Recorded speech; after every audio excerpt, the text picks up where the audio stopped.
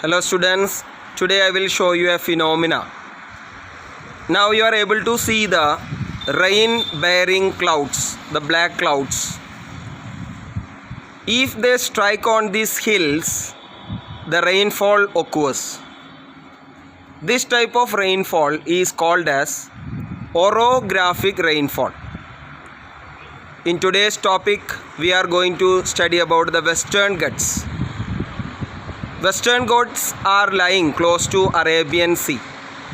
Whenever the rain-bearing winds comes from the Arabian Sea, that strike on the Western Ghats, to the western side of the Western Ghats, and it causes rainfall in the western coastal plains. That side of the mountain is called as rain area or windward side of the mountain. Opposite side of the mountain, wherever the wind is not striking, that side is called as leeward side of the mountain or rain shadow area. So I am starting today's class to you. Today's topic we are going to learn about the Peninsular Plateau. This part was the oldest landmass of our country because it was in the side of Gondwana land before joining to the Eurasian side and all. So our Peninsular Plateau was a part of the Gondwana land. Because of the drifting of the Gondwana land, this Peninsular Plateau formed in that places. So this is the oldest landmass. Peninsular Plateau we are able to divide into two broad divisions. One is Central Highlands and the second one is Deccan Plateau. The Central Highlands again we are dividing into two categories. One is the Malwa Plateau and the second one is the Chota Nagpur Plateau regions. The southern side of this Malwa Plateau or the Central Highlands, the boundary is Narmada River and the Vindhyan mountain ranges. In the northwestern side of the Central Highlands, we are able to see the Aravalli mountain range that is there in our locality. Actually, this Aravalli is originating from Gujarat and it goes to Delhi. That is the speciality of Aravalli, and it is also one of the oldest mountain in the world. So these are the north, west and the southern boundaries of the Vindhyan, Plateau region, Central Highland region, especially the Malwa Plateau. There are some rivers which are flowing through this Malwa Plateau, the Chambal, the Betwa, the Sindh and the Ken. These are the rivers which are flowing on through this plateau region, and they are moving from southwest to northeast. So the flow of the rivers into that side to the northeastern direction. When we go to the eastern side of the Malwa Plateau, there are some ranges are there which is locally known as Bundelkhand region. Again, if we go to the eastern side of the Central Highland, we are able to see the plateau regions of Chota Nagpur, and that area it is drained by the Damodar river.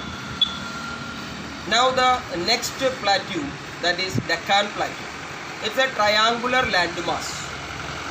Triangular landmass bounded by one side the Western Ghats and another side the Eastern Ghats. Or the northern boundary of the Deccan Plateau is Satpura range, and the eastern side there are three hills: Michael Hills, Kaimur Hills and the Mahadev Hills. These are in the eastern direction of the Deccan Plateau. The slope of the Deccan Plateau is from west to east. The rivers are mostly flowing from west side to east side, and they are joining to the Bay of Bengal.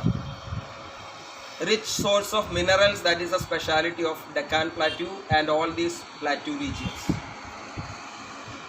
Deccan Plateau, it goes to the eastern directions and it is separated by a drift from the Chota Nagpur Plateau. The western side and the eastern side of the Deccan Plateau, we are able to see the Western Ghats and the Eastern Ghats. Western Ghats are continuous. but Eastern Ghats are discontinuous and the rivers are flowing between the Eastern Ghats to the Bay of Bengal. Whenever we take about the height of the Western Ghats and Eastern Ghats, the average height of the Western Ghats is 900 meter to 1600 meter, but the average height of the Eastern Ghats is only 600 meters. The highest peaks of Western Ghats are Anaimudi and Doda Beta. The height of the Anaimudi is 2695 meters and the height of the Doda Beta is 2637 meters. And there is one highest peak in Eastern Ghats, which is Mahendragiri. Its height is 1501 meters. So they are small in size. When we go from north to south, the height of the Western Ghats increases. That is also a speciality. Eastern Ghats are originating from Mahanadi Valley in Odisha to the Nilgiri in the south. The speciality of Western Ghats, I already told you, the rainfall, orographic rainfall occurs on the Western Ghats. There are various rivers which are flowing mainly the western side of the plateau to the eastern side, that means to the Bay of Bengal. We can cross through the Western Ghats through some Ghats, passes like Palghat, which is coming in Kerala.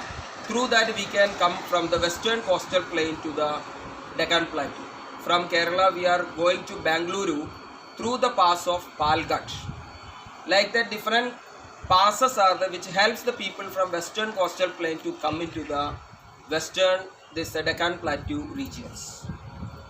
So these are the things I am teaching you today about the peninsular plateau regions. Okay.